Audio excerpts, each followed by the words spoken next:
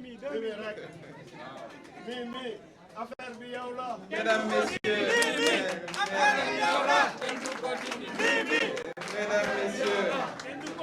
Mesdames, Messieurs les journalistes, je voudrais vous remercier pour votre déplacement. Je voudrais vous entretenir de l'actualité nationale et des perspectives politiques. Tout d'abord, je voudrais rétablir une bonne fois pour toutes un certain nombre de faits concernant la présidence de la 14e législature de notre Assemblée nationale, car j'ai entendu beaucoup d'informations qui n'ont rien à voir avec la réalité des faits.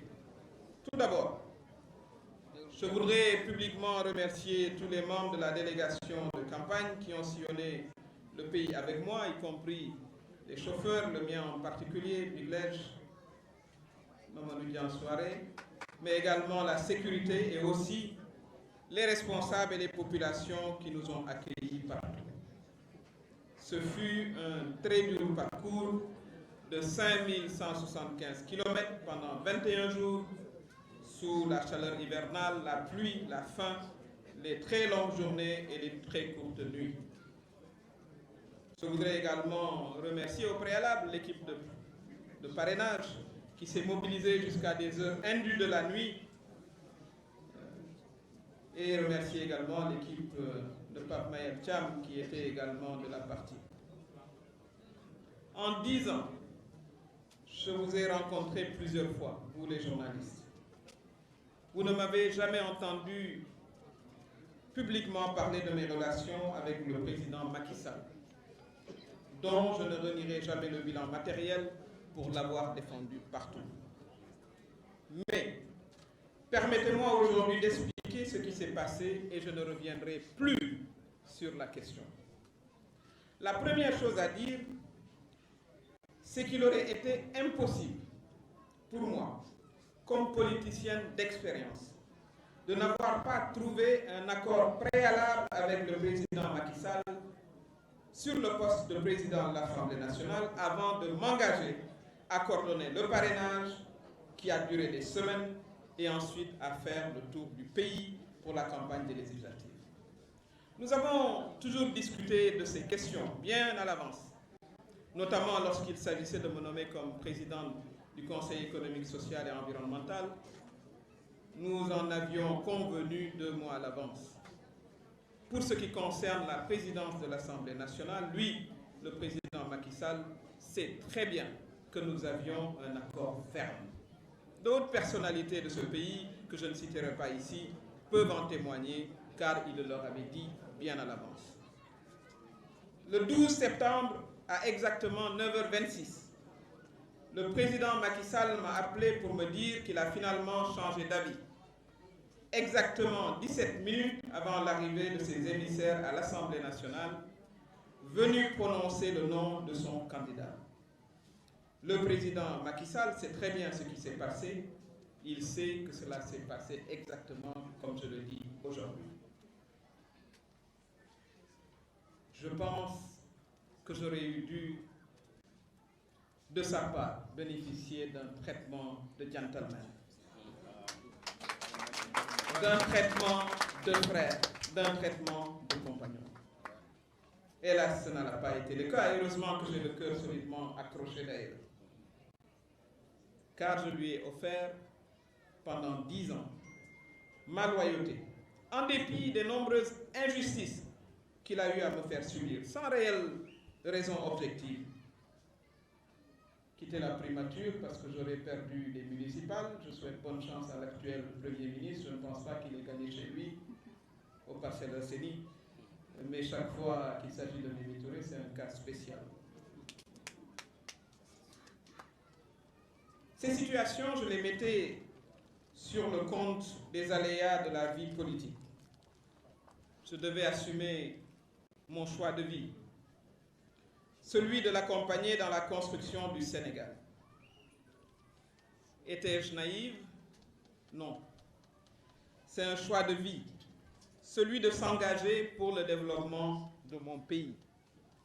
Choix qui vient avec des inconvénients et parfois de la souffrance pour vous, mais également pour vos proches, je m'en excuse. Mais c'est un bon choix, car il n'y a pas plus grande satisfaction personnelle que de participer à l'avancement de son pays. En tout cas, c'est ce à quoi je crois. J'ai d'ailleurs régulièrement eu le choix de partir travailler à l'étranger, avec de nombreuses offres de postes de haut niveau, au niveau des Nations Unies. La dernière en date, c'était 1 mois avant les élections législatives, et j'en ai toujours informé le président Macky Sall. Je voudrais, mesdames, messieurs les journalistes, bien me faire comprendre. Ce n'est pas une histoire de poste, encore moins une histoire de privilège. Autrement, je ne serais pas ici à vous parler, j'aurais accepté les nombreuses propositions que le président Macky Sall a envoyé ses émissaires me faire. Certaines propositions, je les ai trouvées un peu particulières d'ailleurs, parce que moi, je ne m'assois pas sur les postes des autres.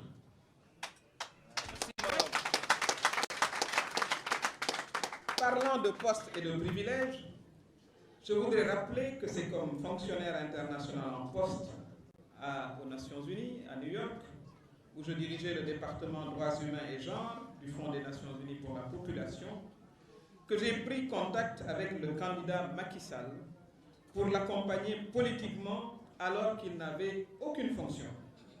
Il n'avait rien de particulier à offrir, il était dans l'opposition avec aucune certitude de devenir président de la République. Évidemment, d'autres l'ont accompagné, et c'est l'occasion d'avoir une pensée pieuse pour Alioune Badara Cissé qui nous a quittés il y a tout juste 1 an. Que Dieu veille sur lui au paradis parmi les valeureux.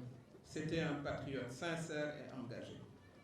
J'ai aussi une pensée affectueuse pour tous ces milliers de militants sincères et ces nombreux responsables de 2012 qui se demandent quel est le sens de leur engagement quand ceux contre qui ils s'opposaient en 2012 deviennent aujourd'hui les choisis et les choyés. Je considère qu'il est plus que temps qu'on remette de l'éthique dans la politique. La politique, ce n'est pas la ruse, ce n'est pas l'abus de confiance, ce n'est pas la préférence familiale.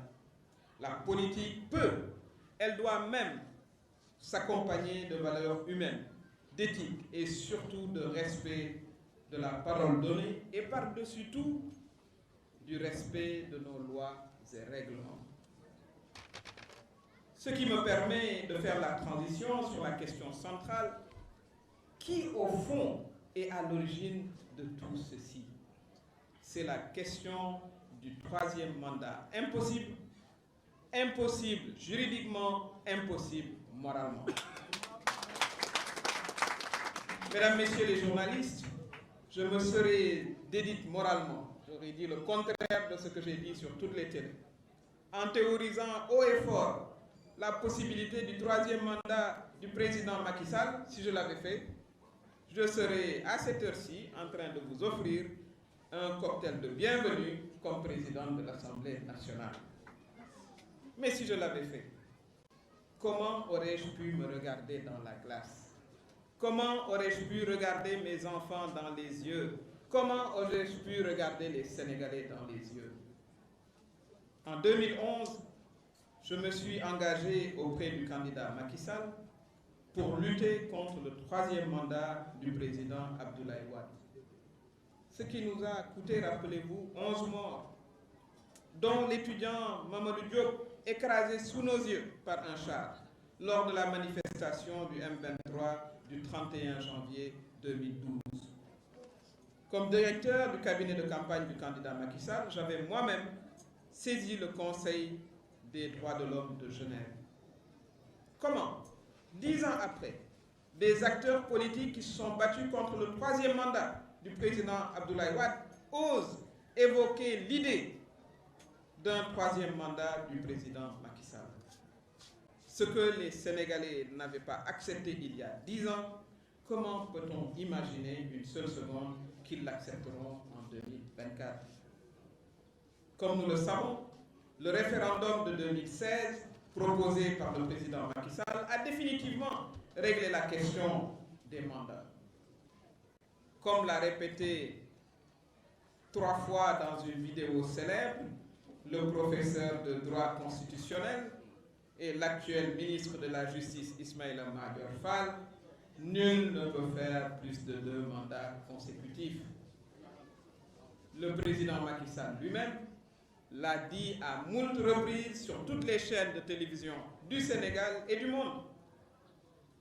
Comme président de l'Union africaine, le président Macky Sall a l'obligation de donner l'exemple à l'Afrique.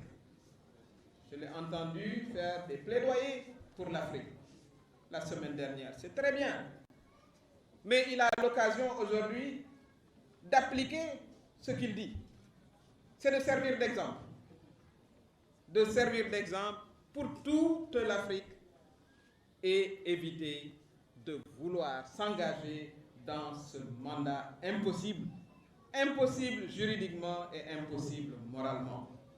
Le président Macky Sall a l'obligation de respecter sa parole, il a l'obligation de respecter le peuple sénégalais et même les peuples africains qui souffrent trop souvent de l'instabilité politique due au seul fait que leurs dirigeants s'accrochent au pouvoir.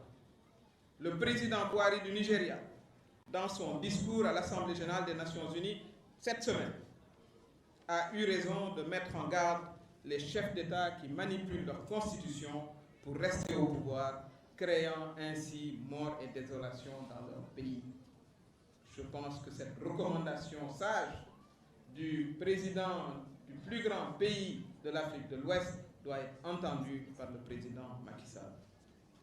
Mesdames, Messieurs les journalistes, dès ce soir, ce que j'ai appelé le CS2I, le comité spécial d'insultes et d'invectives, mis en place par de soi-disant faucons du palais, va se déchaîner, mais c'est peine perdue.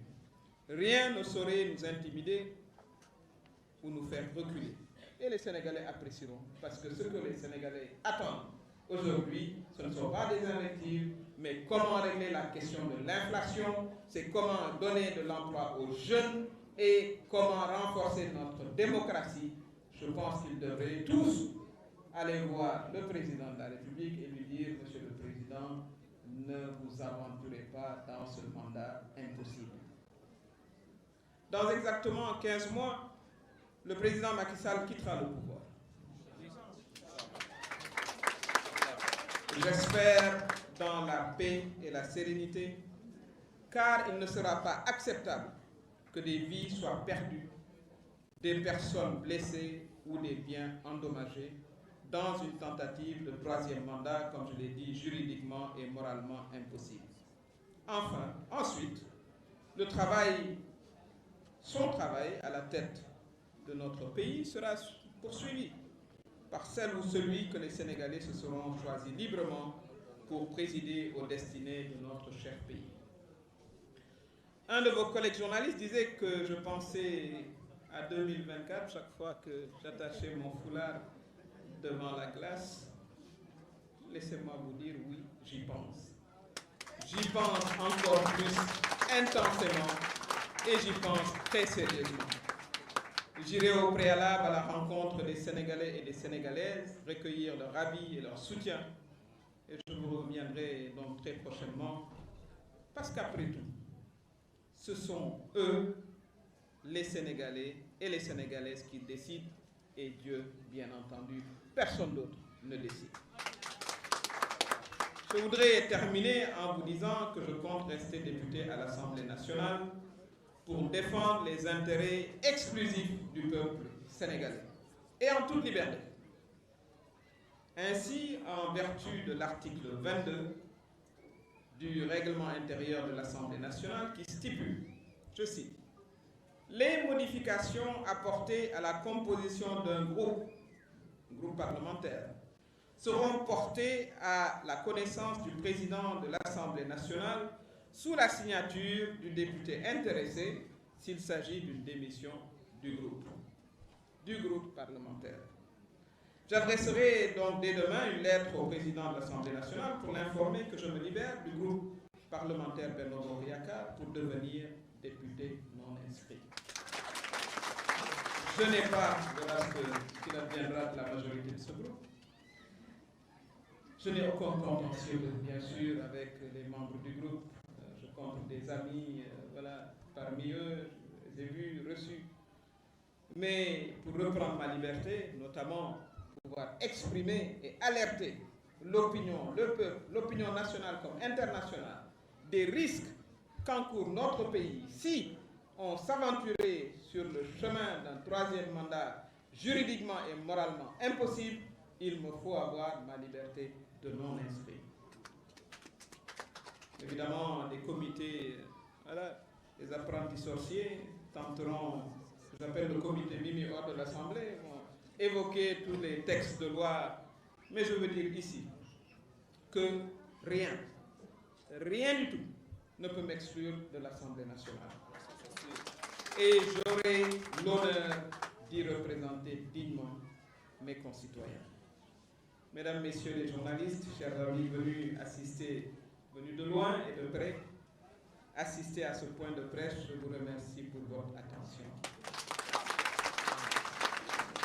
Ladies and gentlemen,